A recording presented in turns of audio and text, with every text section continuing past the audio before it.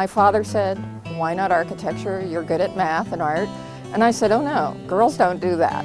And he said, "Why not?" And I said, "Well, yeah, why not?" My cousin is also an architect, and when he went to Rice University, and I was living in San Antonio, and Thanksgivings he would come back and we would drive around and look at buildings, and I found it fascinating. To really serve community, and so I went for social justice reasons. I was influenced a lot by the disaster of Katrina. So it showed that it was because of where they were living before the disaster that made the disaster itself. That I always had an interest in buildings and being creative, and I had Legos as a child. My freshman year of college, I actually interned at a firm, which kind of sealed the deal. I went to architecture school because I had become self-identified as someone who cared and was interested in the visual world around us.